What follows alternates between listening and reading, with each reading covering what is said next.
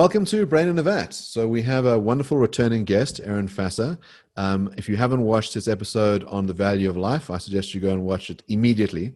But Eron's going to be talking to us about a really fascinating topic. He's one of these excellent individuals with many different passions, one of which is in the philosophy of religion. So Eron, would you like to start with a thought experiment? Imagine that you are a new tenant that's just arrived at like a recently developed high-rise building. And you arrive there all excited to move in. And as you move in and you go to find your room or your apartment number, you start getting approached by a number of the other tenants, and they all represent tenant associations. These are those groups that you have to organize the rights for tenants and to make sure everything runs nicely for the tenants. But in this particular building, there are a number of tenant associations. And they all kind of approach you and they want you to be a part of their tenant association. And they all give you a different sales pitch, essentially. One of them comes up to you and says, they've got a really good relationship with the landlord. And he gives you this description of the landlord, and he also has with him a copy of the landlord's regulations for how he wants the tenants to behave while they stay in the building.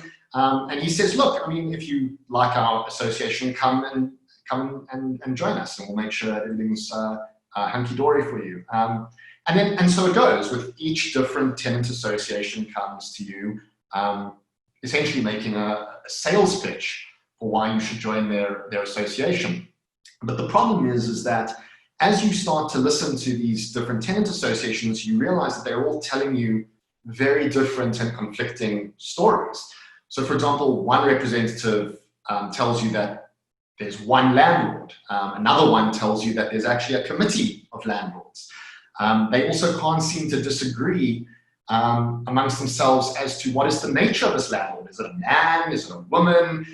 Is she old? Is he young? And they also can't agree over what prescriptions that this landlord has, for example, for you with respect to other tenants, with respect to your relationship with the landlord or committee of landlords. And so it's from an epistemic perspective, deciding which tenant association to join is really difficult. They were all making these contradictory claims. So that's the first concern that you have is how do you just go about picking which tenant association to join? But there seems to be a deeper problem, and it relates to one specific tenant association. So one of these association representatives comes to speak to you, and they say they're absolutely categorical that they have been in touch. There's one landlord, and this landlord has a very peculiar set of properties. He's exceptionally powerful.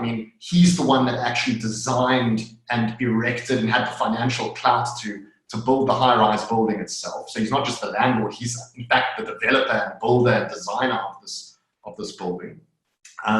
He's also exceptionally knowledgeable, so he didn't outsource it to anybody else, he did it himself. And you're told by the representative of this tenant association that he specifically did this so that he could have a deep and meaningful personal relationship with every single one of the tenants that lives in the building, because he's this really, really great guy. And when you're told this story, there's a deeper problem that seems to emerge, right? The question now is not whether you should just, based on what these people are saying, join this association. There's a deeper question about whether there could even be such a landlord as is described by this association. And you start to reason as follows. You say, well, look, if the building was built by this landlord and he designed it and he sustains it and his goal for having this building is that he wants to have this individual personalistic relationship with every single tenant, it's really strange, right, that there's all these other tenant associations. Doesn't he know that there are other tenant associations that are misrepresenting who he is or misdescribing who he is and saying and leading people astray to to with respect to their relationships and their obligations towards him or the other tenants. Maybe he can't do anything about it. Maybe he's not as powerful as this representative says, or maybe he just doesn't know what's going on in the building. Maybe he's limited in that way, or maybe he just doesn't care that much about the people in the building, let alone having this deep and meaningful relationship with everybody. And so this becomes even more pressing for you when you start to reason in this way, because you're told that this landlord, he decides who moved in the first place. He had everybody's tenant profile, so to speak. So he could easily call a meeting and set the record straight. He could remove people from the building who are misrepresenting his goals and intentions and his nature. There are a variety of things that he could do which would remedy the situation and prevent, this kind of pandemonium about trying to figure out who he is and what he wants from everybody. So you start to reason in this way, and ultimately you conclude, in the thought experiment, the intuition of the thought experiment is that you conclude that, look, whatever landlord there may be, if there is one, it can't be this particular landlord with this particular set of properties. And if you find that line of reasoning convincing, then you have been convinced by what I call the argument from Toxastic discord, or the argument from divergent or incongruent beliefs. The force of the thought experiment is to take the case of the landlord, the sort of this architect, and say, well, this parallels with the divine deity, right? That the claim of the divine deity is that it is all good, all loving, all knowing, and the creator as well. And we are faced with a world where we have many different religions who have conflicting visions of what this deity would be like. And given that variety of faiths, we can then logically deduce certain things about the character of this deity if it exists. And we might say, well, there's something odd about claiming that the deity wants to have a relationship with you, while at the same time allowing all of these booby traps to be placed in the world, where there's all these dead ends that you would be going to, because there's all these faiths that aren't going to let you have a relationship with the deity because they're all false. At least some of them must be false. Maybe some of them could be kind of reconciled with each other. Maybe there's a sort of set of faiths where we say, well, this is one of these is fine. But there's others where there's a direct contradiction. And so that gives us some indication about the character of that deity. Is it open to the religious person to say, well, maybe you're right. Maybe God does have certain character traits that we have to now buy. One of them is a coyness. So God sort of thinks, well, I don't just want a relationship with anyone. I want a relationship with someone who's a real truth seeker, who's willing to find the needle in the haystack, willing to put in the hard yards and, decipher all of these, false faiths till they eventually come to me. And then we can be together, and then we can have this enriching relationship. I don't want to have a relationship with the plebs that are going to buy into, the panoply of false faiths out there. We've got to get clear about the sort of God that we're talking about, or that's motivating this kind of reasoning, and the kind of God that most people believe in. The kind of God that we're talking about here is classically known as a theistic person, right? I mean, this is theistic personalism. And the idea is that this is a conscious being who has certain properties.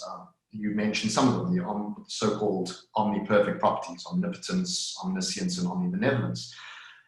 But the thing is that we actually think that part of the omnibenevolence is, one thing that might be entailed by it is a kind of superlative and unsurpassable love, right? This is a point that is being emphasized by the philosopher J.L. Schellenberg, and this is something that theistic philosophers and theistic believers will want to emphasize themselves.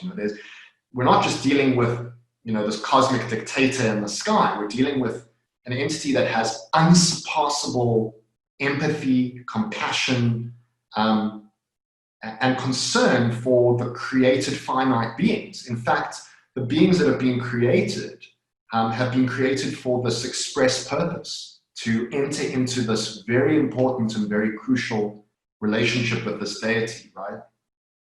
And it seems what you were talking about here is this idea of this koi aspect to this God seems prima facie to be intentioned against, if not outright contradicted by this kind of overwhelming superlative love, which would, at least according to many philosophers, including a philosopher like J.L. Schellenberg, would be an entity that is always open to relationship with any of his finite creatures. And there's a kind of risk with the koiness, right? There's a kind of risk. Remember that if the deity has created finite creatures in order to have a relationship with them and then plays koi, he obviously risks, from his perspective, not culminating or not instantiating that relationship with any individual finite creature. And that means that that finite creature misses out on a whole host of instrumental and intrinsic goods. So while it may, what you're talking about is a kind of koi God, a kind of God who wants people to put in the work, there may be limitations to how far that can go. And we may also genuinely wonder whether a God that would be that way would genuinely be perfectly and unsurpassably loving or compassionate or good towards his finite creatures. Especially if that entity also, if you factor in the idea that that entity might also know that there may very well be a large number of finite persons who go about that task but come to the wrong conclusions. They fail to instantiate that relationship with the deity and miss out on those instrumental and intrinsic goods. And they may even be, depending on the sort of, maybe this is something we can get into just now, there's different models of God, but it seems to get even worse if you start adding in certain punishments for failing to believe, right? Not all theistic models are going to have a God that builds in rewards and punishments. But many of the monotheistic faiths, one Christianity springs to mind, there are some pretty severe punishments for failing to believe the right things during our brief sojourn on the high-rise building we call planet Earth. The characteristic that Mark suggested was coyness. I want to suggest some others. So I'm thinking about kind of a mystical conception of love. I forgot, Khalil Gibran. Yes, Khalil Gibran talks about love as not crushing. So it's like holding a butterfly in your hand and you let it go and you see if it comes back. And what's coupled with that is a sense of egolessness. So you just don't worry if people criticize you. And at the same time, you're patient, infinitely patient for that butterfly to come back. So on that conception of love, you might say God is infinitely loving if he allows his flock to wander off to other pastures and eat from false grass if they want to, and then come back when they want to, and he allows that they get called to by shepherds who spread bad word about him. But he waits until they come back, and he's just secure and confident that he will come back, that his flock will come back. So perhaps if you have that conception of God, it would be consistent with other faiths existing. Yeah, so one of the things, though, that we mustn't confuse here is the knowledge of God with the freedom to have the relationship with God. So the one thing that doesn't seem consistent, though, is to, for example, allow a situation such that people could either not even believe that there is a God at all, right? So kind of like allow for metaphysical naturalists and atheists to exist. But there's also a kind of problem with allowing a variety of faiths that potentially risk the flock never coming back, right? There's a kind of risk there that it seems a superlative and unsurpassably loving God, even if he allows some wandering. There are limits to how far one allows the flock to go, right? One doesn't allow one's flock to wander into the den of the bear or to the den of the wolves. One would be a poor shepherd if one allowed that. And one also would make sure, it seems to me, that if we're talking about what is superlatively loving and has concern for the well-being, and in this case, the eternal well-being of the flock, one would always allow the flock to know that you're there. It doesn't have to be in an overbearing way. So in other words, sometimes the criticism you'll hear from theists to this line of argument will be, well, it would turn the universe into a haunted house if God was overbearingly obvious to everybody and was getting in everybody's faces. But of course, that's a bit of a caricature, right? Nobody expects, the Monty Python-esque vision of God. I mean, although God, if he's an omnipotent being, could do that, it could be quite subtle, and it could be quite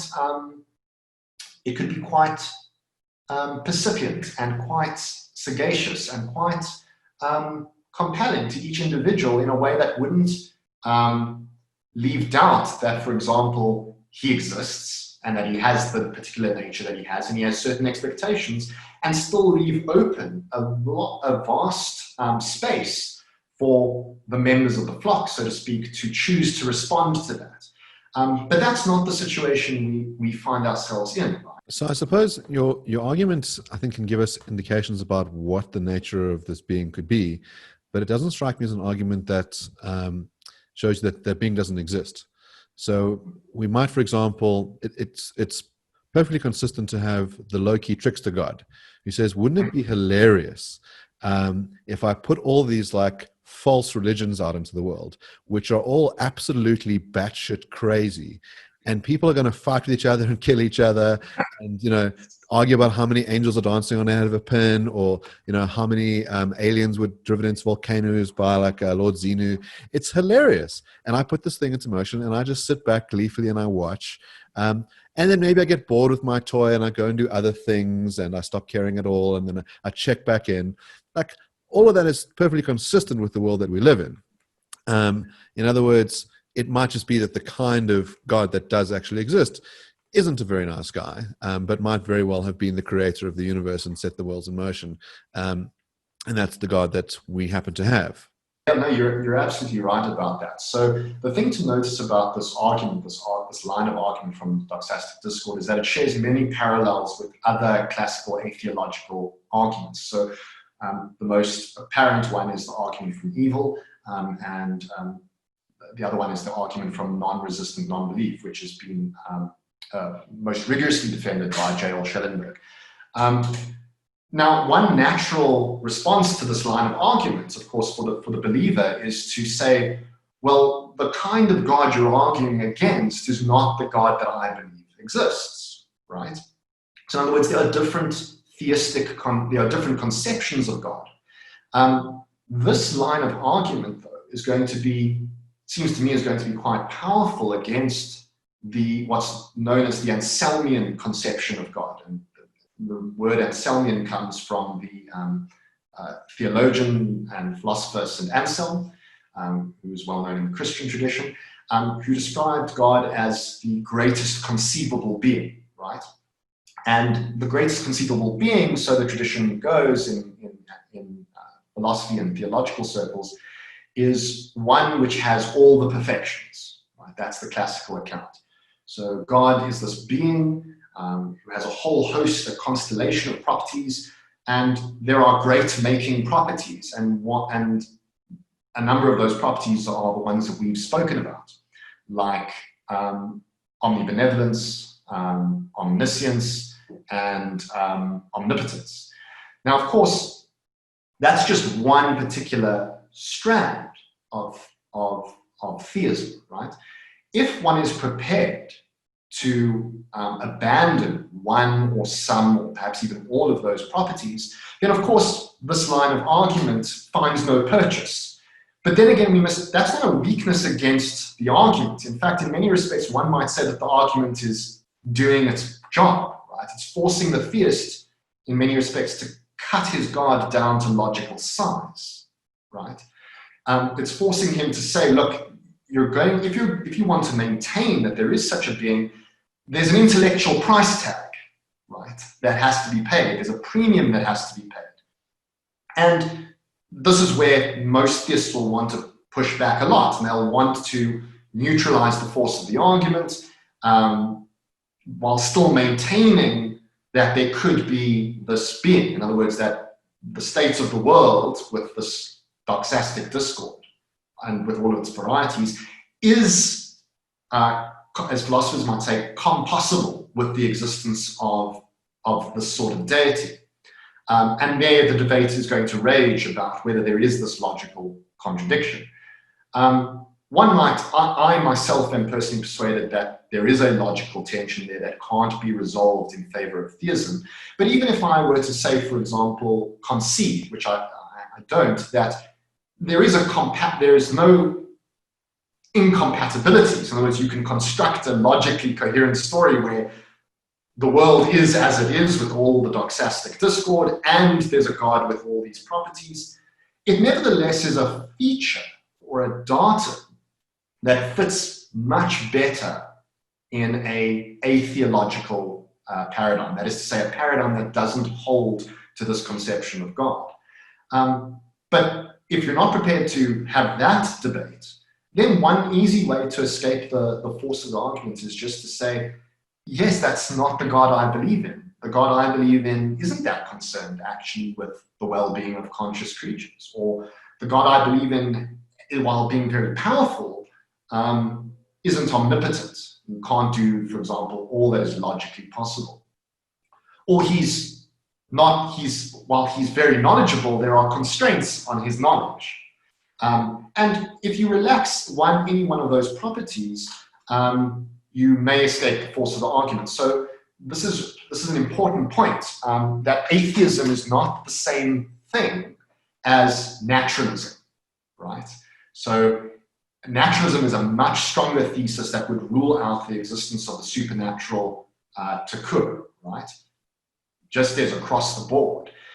So to be a naturalist entails atheism, but one can be an atheist without being a naturalist and denying other conceptions of the divine. And you see this, if you want a real-life personification of this, you can look no further than the philosopher J.L. Schellenberg, who's, like I've mentioned him previously already. He is an atheist with respect to the Anselmian God, but he's agnostic on metaphysical naturalism. So he wants to have scope for alternative conceptions of the divine. And maybe we can talk about his core theory, because it's a really fascinating account that may rescue, potentially, some account of the divine and rescue some form of belief in the supernatural. If you think that that you have to change your conception of God in order to avoid the argument, well, then the argument has worked against a particular conception of God. And that conception of God is the mainstream Christian worldview. So, that seems like a powerful argument if you're having to resort to changing your conception of God. And I would like to hear about Schellenberg's argument. I have, in addition to that, another response to the argument. So you can choose which you want to discuss first. So the response is, well, maybe there isn't actually that much divergence in the religions, right? So it looks like they're very different. And when I say, well, this is the Christian view, but there's these other views, there's the Judaic view, there's the Muslim view, there's the Hindu view, the Buddhist view, they seem very different, right? At first glance. But mystics will tell you, well, if you were to investigate each, if you were to really embroil yourself in the minutiae of them and practice all that they say, all the difference becomes chaff that you throw off, and you get down to the nitty gritty, the core essence of each religion, and they're identical. And there's all roads lead to Rome kind of thing, and so it appears like there's disagreement, but that's only for the uninitiated. Really, underneath, there's common agreement. Yes. Yeah, no, that is definitely a stance that a number of philosophers might take, and a number of people watching the show might take. They might say, look, you're just the atheist who's putting forward this argument is just kind of taking for granted, as you say, that there is doxastic discord, right? But when we look under the hood, as you say, we actually see that what appears to be doxastic discord isn't really. And there's a philosopher, John Hick, who puts forward this kind of view. And he's got quite a charming analogy, actually. He says, he asks his audience to imagine a story of all these blind men who are feeling an elephant for the first time, right? And the elephant has the structure that we know it has, but these blind men are feeling different parts of the elephant. So the one feels the trunk and says, is asked what an elephant is, and he says, well, it's this long, snaky kind of thing.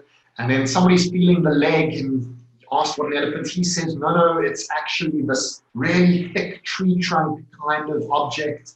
And they all give you a different story about this elephant, right? And yet, obviously, they're each describing an aspect, right? They're not actually contradicting each other. They're merely describing complementary parts of this elephant. I think this is a very popular. I think it's a very popular position, right? It's also seen as very politically correct, because you're not contradicting anyone else's worldview by saying mine is correct. You can say yours is correct too. That, for whatever reason, has become very fashionable.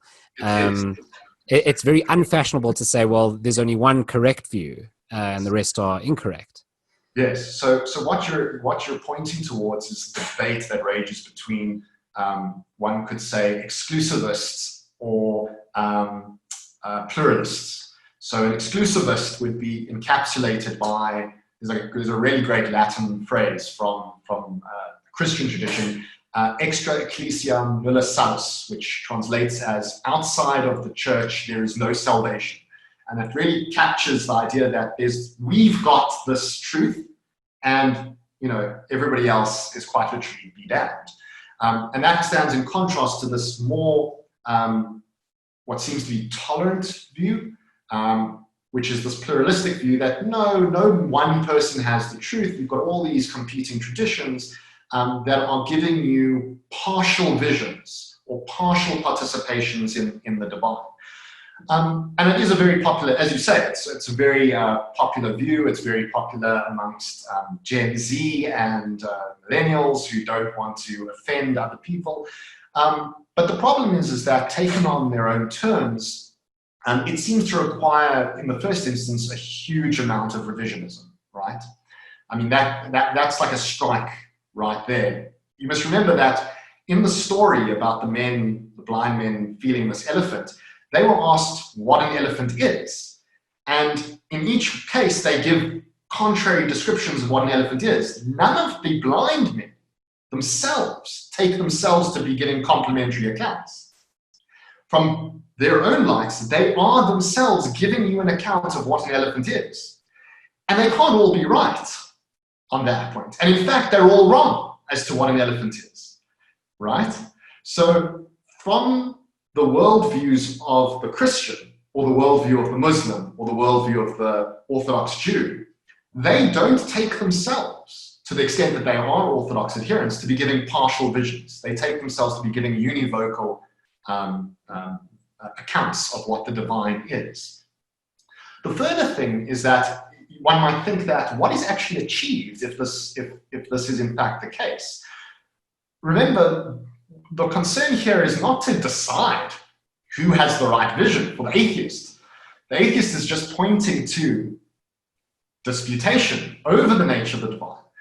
So this objection actually is more grist for the atheist's mill, because what's actually being put forward is an alternative conception of the divine, namely this complementary conception of the divine.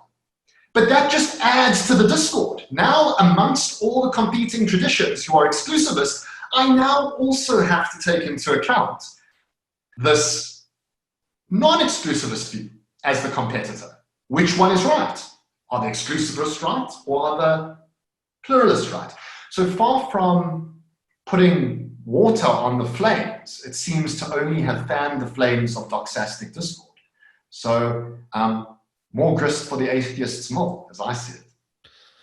So what's interesting as well is it feels like you wind up with an ad hocism. So you have these sort of things in tension, and the theist then has to make certain moves to try and explain away the problem. So for example, Jason gives this idea of the loving shepherd God who lets the flock go, so that one day they'll return. And you say, but hold on, some of those guys died without believing, or they died believing the wrong thing. And what happens to them?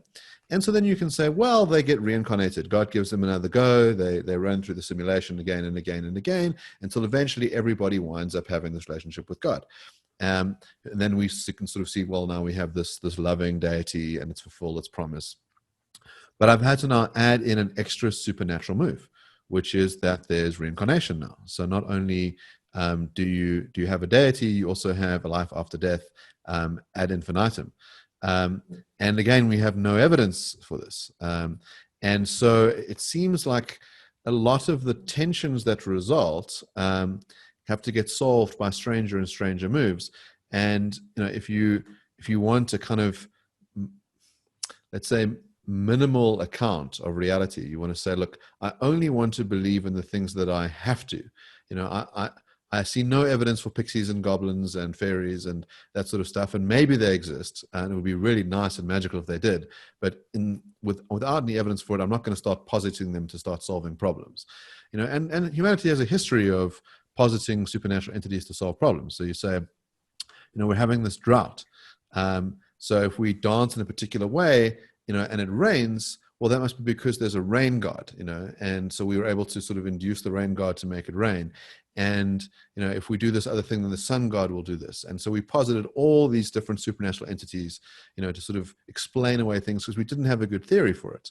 And what's happened over time, of course, is that we've gotten better and better theories to account for reality, that science has filled in this gap. So all the stuff that we kind of didn't have an account of, we say, now I understand how that works. There's a reason why there's cyclical seasons. There's a reason why, the sun comes in this way. And I don't have to buy into the supernatural stuff. Look, I mean, there are still some problems that are unresolved by science, but the gap seems to have narrowed and narrowed and narrowed. I know you guys have had Graham Oppie on, and he's discussed his views on the theoretical virtues of naturalism over theism. And this is essentially, he doesn't, I'm not going to put it exactly the way you put it, but what you're gesturing towards and what somebody like Graham Oppie might gesture towards is basically theoretical parsimony, right? This kind of view that we have that we should try as far as possible to minimize theoretic commitment, right? Which in this case is cashed out by an appeal to a kind of ontological set of items, right? So we want to be able to explain the widest array of phenomena, observed phenomena, with the fewest amount of theoretical prediction, commitments, I should say. So, and that is a balancing act, right? And this goes to something, like I said, is much broader, much deeper than just this one atheological argument for atheism, because this is essentially the argument where the arguments for metaphysical naturalism start to come in. And that's this idea that there's a theoretical advantage to naturalism that is not possessed by theistic explanations of the world, or to the extent that there are ties, in the sense that both theism or a naturalistic worldview might explain some phenomena equally well. There's a kind of natural and a priori tiebreaker in favor of naturalism always, because it is by definition a metaphysically or ontologically more parsimonious worldview.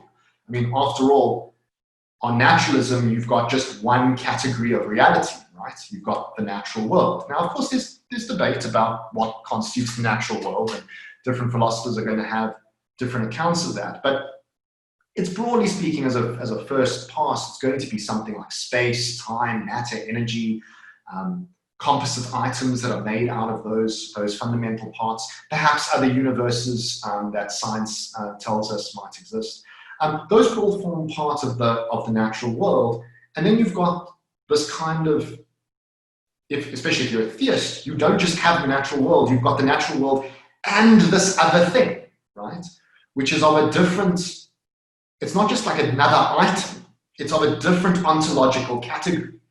And the question is always, from the naturalist's point of view, is why invoke this other ontological item? It would only be justified if there truly were some phenomena that was not naturalistically tractable, or which could genuinely be better explained by an appeal to this metaphysical posit. So I think that that's a perfectly, I think that that's ultimately what the virtues of naturalism, where the virtue of naturalism lies, is in its parsimony and its explanatory depth and breadth. But of course, when you start talking like that, you're not really talking the language of logical inconsistency, because of course there's nothing logically inconsistent about some supernatural being or other and a natural world. We're talking there more along some sort of abductive argument or inference to the best explanation that motivates our theory choice. Okay, so let's try a different response for the theist. But by the way, I'm an atheist, so I'm really doing my best here for the theist. But all right, let's give it another shot. Okay, so suppose the theist says this: one of the great goods in the world is freedom. And it is the case that we want to maximize freedom, and God would want to do that because freedom is good. And one of the ways to maximize freedom is to give us as many options as possible among religions that we can choose from. And so God allows as many religions as possible. The question, this free will defense, goes to the question of what sort of worlds would God want, right? And what sort of worlds could God create, given that he wants to create a world of significantly and robustly free creatures, right? So the theist would likely say something along the lines of what you just said, right? So God doesn't just care about, having a group of finite beings all agree that he exists, right? He wants something more. He wants a proper, genuine relationship with these free creatures, and in order for that to happen, in order there to be a genuine relationship, this proper bi-directional, genuine interaction between the parties, there has to be freedom on the part of the finite creatures. And he can't create, so it's no good for him. He doesn't really care so much about creating a world where everybody just has this uniform set of beliefs. What he really wants, the world he really wants to create, is this relationally luxuriant world where everyone chooses him, right? Ultimately, we all come to love and enter freely into a relationship with God. And as you said, this idea that freedom is itself a good, but also that freely chosen relationship is a good, right? And then there's a question, a really difficult question, and it's a challenging question about, well, could God create a world of significantly free creatures who have the right doxastic mindsets? In other words, they have the right beliefs, right? There's no doxastic heterogeneity. They're all homogeneous. All the religious people believe God exists, and they believe the right things about how to interact with him. And this is the key thing, and they all freely choose to have this relationship with him. And that's a legitimate, that is a legitimate response. Many people find that response compelling because they think, well, surely that's possible, right? Surely that's possible that could be the case. And if that's just possibly the case, well, then you don't have a logical contradiction, right? I've just managed to give a consistent and coherent story that neutralizes your argument. So if the argument is phrased in this like kind of robust sense, that there's this incompossibility between God on the one hand and doxastic discord on the other, well, I've just managed to show how there could be a possible world where these two things actually coexist. And it may be with, sufficiently robust free creatures. And some of them, guess what? They form the wrong beliefs and they freely choose not to enter into a relationship. And there we have it.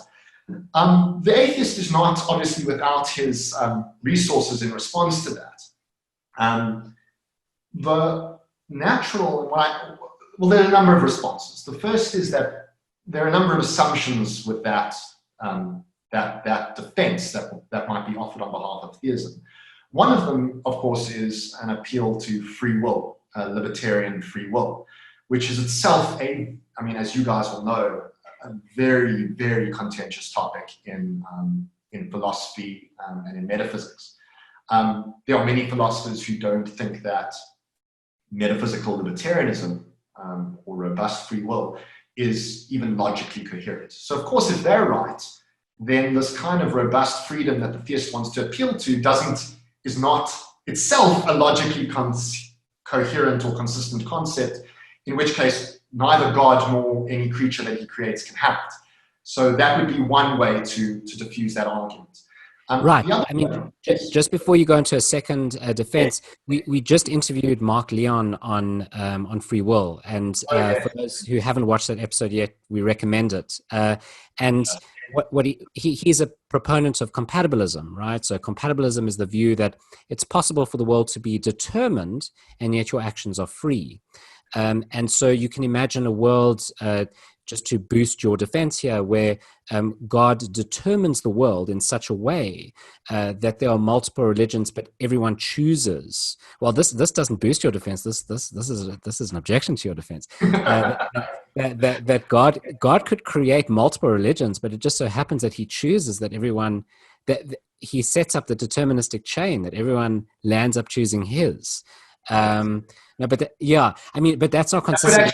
That would actually, if that were possible, that's more grist for the atheist's mill, right? Because then that's what you would expect of a good God, is to precisely determine the world in that way, such that everybody comes to have the right doxastic set, and they choose to have the relationship with Him. Now, theists are going to say, but that's not freedom of the will, right? So they will reject that compatibilist description. So you say theists are libertarians. They're like this very robust, right? So they think that you need to have a world such that your prior determinants do not determine your actions. You know, no matter what comes before, you could choose any religion. Yes, and they will contend that that's the only kind of free will that matters, and that's the kind of free will God gave us. And because that's the kind of free will God gave us, it's not possible, and this is the thing, it's not possible for Him to actualize a world where everybody has the right beliefs and this is the thing, freely chooses to enter into a relationship with Him. So one response as I gave is that, well, the notion of free will that's being appealed to there is incoherent. That would be one way, right, to avoid it. The other way to avoid it, is you've just given it, is, and that was going to be my second way, was to say, well, the true account of freedom of the will is compatibilism, right?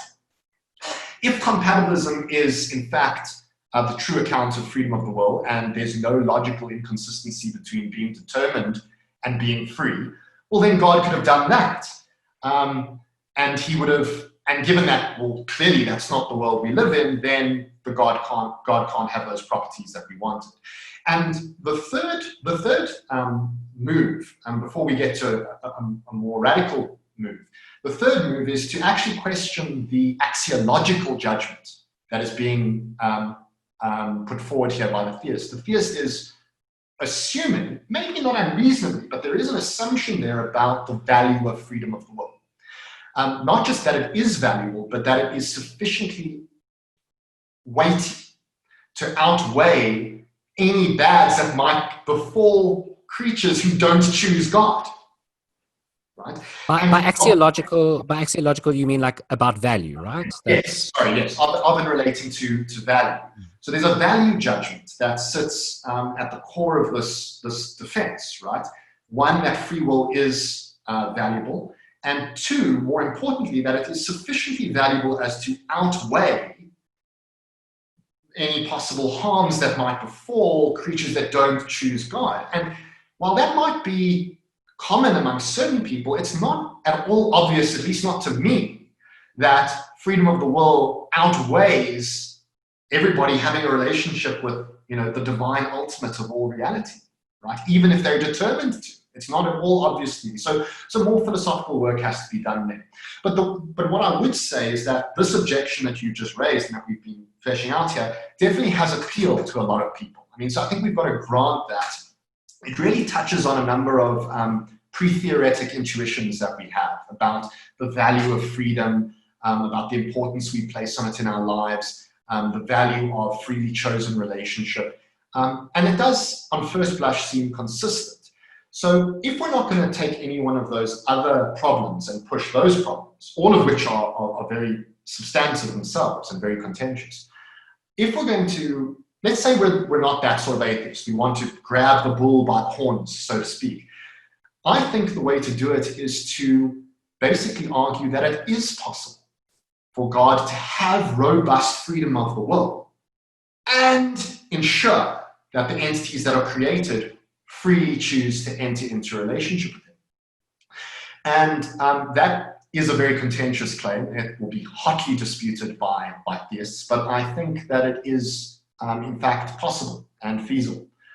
And it relates to what sorts of persons God is capable of actualizing, and what God knows before he actualizes any given person.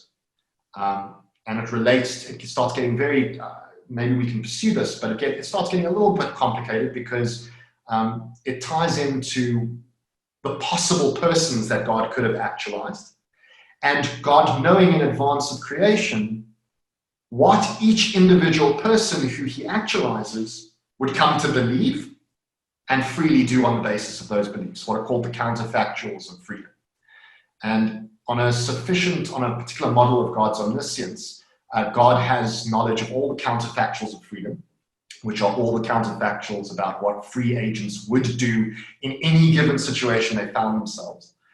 And if he knows that, the question that the atheist should push, or where they should push back, is, well, then he knows which set of persons he could actualize such that they would all freely come to have the right beliefs and freely enter into a relationship with him. We know that among philosophers, for example, compatibilism and determinism are quite widely adopted, but among average Joes, most people think they have free will because they have the experience of making free choices. And so it might be an unsuccessful strategy to say to someone, oh, you're saying that, God wants free agents, but don't worry, there's no such thing as free will. You're sort of digging deeper into a thing that they're going to find unpalatable. So almost what you have to do is say, well, I'm going to accept for the sake of argument that we do have full free will in the most robust sense possible. And then I'm going to still try and explain to you why this is unsatisfactory. Now, one of the moves that you make is interesting, which you say that we might be overvaluing freedom. And I think there might be something in that in a response to the problem of evil. So in other words, if through our free will, we wind up, torturing each other and murdering people and raping and all that sort of stuff, you might say, well, maybe it'd be better if we were a bit less free to do that stuff because the suffering that's generated is so bad. But in the case of merely free to make choices about which faith to pick, and assuming that really that there are no bad consequences to it. So that, in other words, all the religions that say if you don't believe in our outcome, you're going to burn in hell, well, they're all just wrong. Let's just assume that for the sake of argument. So there is no genuine cost to getting it wrong. It might just be that you just don't wind up having this relationship, or you don't wind up having this relationship on this iteration of the experiment. You get another chance. And as you say, there's something interesting there about if we do take God's knowledge seriously, that God is all-knowing, then God could know in advance which of us are going to wind up with having a relationship with him, because all the different options available to us are known, and he can sort of see which path we ultimately chart to get to him. And again, that might be less of a problem if you only get one go around the merry-go-round. And if you keep going, then eventually he knows that all of you will wind up, back in the flock, back where you belong.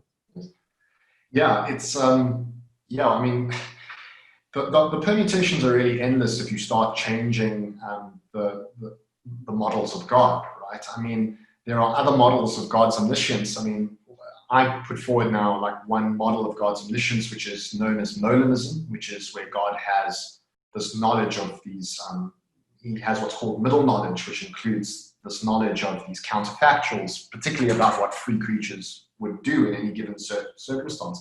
But some people reject that. You know, some people say that's an incoherent notion of God's knowledge. They're not monadists, and they embrace another view, something that's called open theism, where God doesn't even know the future. So he knows everything that is possible to be known, and the future is not possible to be known. So God can't guarantee, for example, that everybody ultimately enters into this free relationship with him, but that doesn't count against God, even though he doesn't know the future. And, you know, the debate rages in theism about the plausibility of these different models of God's omniscience, say. The debate between Molinists and open theists, for example. And depending on which model of God's omniscience you invoke, it may have different consequences for the argument that I've been putting forward. And you must also concede, though, that some models of God's omniscience may make the problem even worse. So just to take as an example now, this open theism I was talking about, this is the view roughly that God doesn't know future contingent facts. So in other words, he doesn't know the future in the same way that you or I don't know the future. So before creating the universe, he does his level best with the information he has available, but he doesn't know that what Jason is ultimately going to believe and choose to do on the basis of that belief, nor you, nor I, nor any possible person that he could choose to actualize. Now, that might solve one problem, but it might make other problems spring into relief, right? So you now might wonder, well, I mean, first you're severely limiting God's knowledge. Most theists are not going to be happy with that. I mean, most theists are going to want to say something like God knows future contingent facts. So that's already you seem to be downgrading God's knowledge. But there seems to now be a new problem that's developed, which is that if God doesn't know the future, he can't guarantee what's best for his creatures. Right? He can't guarantee it. And it's often considered to be part of the theistic tradition in Judaism, Christianity, and Islam, at least mainstream tradition, that there's this thing called divine providence, right? Which is that ultimately everything accords with God's plan, and God's plan is ultimately guaranteed to be for the good, right? And this open theistic model of God's omniscience, just as one point of contact that we're discussing, seems to do substantial violence to that notion of divine providence, because if God can't know the future, he can't plan to take the future into account. And so there's no guarantee that things will turn out for the best. And in our particular case here, there's no guarantee that everybody will have the correct beliefs about him. There's no guarantee that they'll have the correct beliefs about how to achieve their greatest good in relation to him. And there's no guarantee that the free creatures that he creates are going to freely choose to be in a relationship with him, right? But given that he doesn't know the future, he knew that at the time of creation, right? So you get this real sense that if that is the model that you're employing of God's omniscience, you get this real sense that God was reckless, right? He gambled with the soteriological destiny. Soteriology just meaning of and relating to salvation. He gambled essentially with the soteriological destiny of all the finite creatures that he chose to actualize. One way I like to put this is that God played roulette at the creation casino, but it was us that was left to settle the debt with the house. So the image you're left with there is not very consoling. Divine providence seems to be eviscerated. And you now have serious qualms about God's character, right? What sort of Heavenly Father plays roulette, essentially, with the created order, where the finite creatures that pay the price for their false beliefs, or for failing to have the relationship with God, it befalls them, not on him. And so, Mark, you and I are both lawyers. Jason might not know this term, but there's a form of intention in the law, at least South African law, called dolus eventualis, which is a form of culpable intention. And the dolus eventualis basically means that a person who foresees the possibility of harm ensuing, but acts recklessly towards it, is still culpable for that harm, right? Even if they don't directly intend that it should happen. And we get that this sense now with God, who, supposing he has this kind of knowledge, he creates the world knowing that there's a risk, right? There's a real risk that people are going to go wrong doxastically. And even if they go right, they're not necessarily going to enter freely into a relationship with him, but he proceeds regardless. And that's not a very comforting image. And it's certainly not an image that, an atheist is going to look at and say, well, that instantiates perfect and unsurpassable love and concern for finite creatures. So it just, that was a bit of a tangent, but it just goes to show how, these attempts to, give different accounts of God's knowledge in an attempt to make things better can actually end up even making it worse. Yeah, so what we might have is a God who's kind of like a bit of a deadbeat drunkard gambler. It's like, kids, I tried my best. I rolled the dice. I had a couple of beers. I let you do your own thing. I wasn't want to be too interventionist. And you turned out okay. Some of you died. Some of you did pretty badly. But what are you going to do about it? What are you going to do about it? Yeah. And this is a story waiting to be written. This has to be.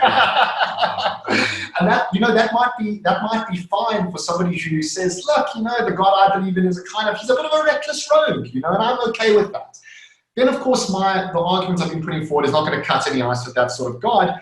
It's going to still cut ice for the person who wants to hold on to a perfectly and unsurpassable loving being that is fundamentally concerned with the well-being of each and every single individual person, and whose well-being is ultimately bound up with freely choosing a relationship with him.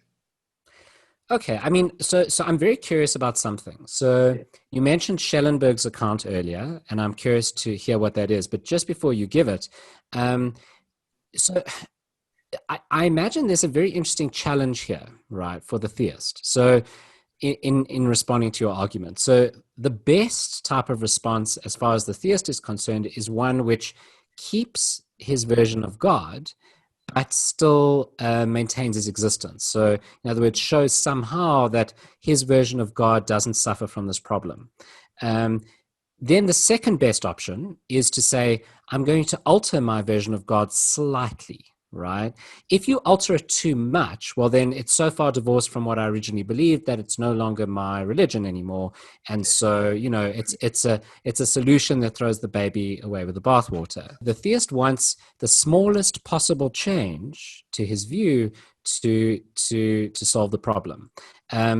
My preferred solution would not be it would be a Pyrrhic solution for the theist, which is pantheism, right? So I'm a pantheist. I like the idea that of rejecting these core tenets of Christianity, that God is all good, all knowing, or all powerful. You get rid of those, and you just have God as divinity that's identical with the universe, and the universe is identical with God, and you get rid of this problem because if God's not all good, all knowing, all powerful, well, he doesn't care whether you come back to his religion or not. But that's not going to work for the Christian because it's so far removed from Christianity that it's not Christianity anymore, right? So, in fact, you would be stoned for suggesting such a thing a few hundred years ago. So right. Well, thank goodness now I'm blaming the fact we're in a safe space. We can float the idea of pantheism, right? Well, atheists wouldn't have been treated much better. Okay, so.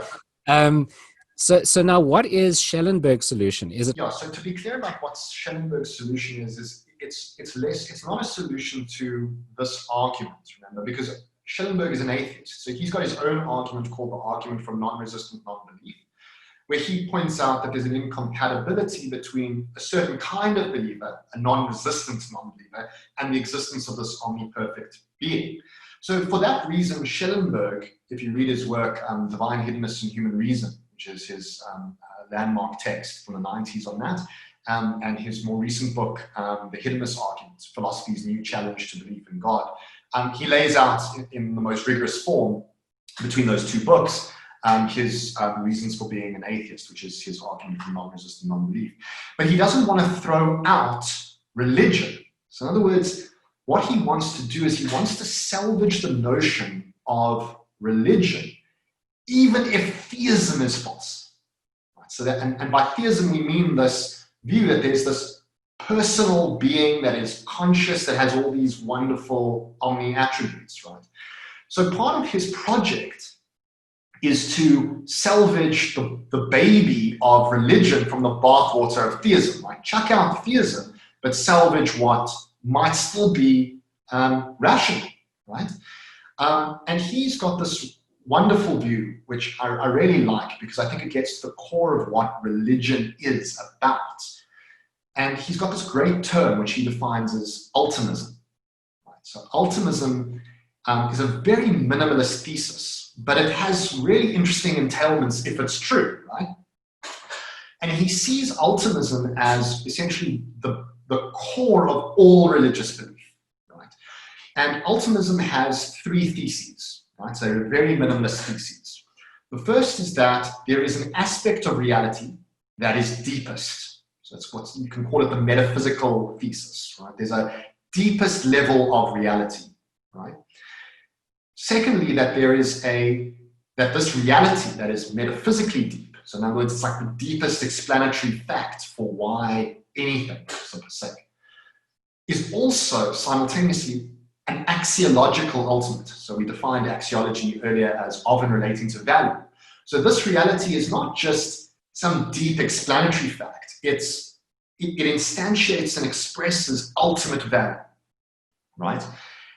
And the third aspect is that this reality is soteriologically ultimate. So I've used the word soteriology before earlier, which means of and relating to salvation. And the idea is that in relation to this reality, human beings and conscious creatures can achieve their greatest good.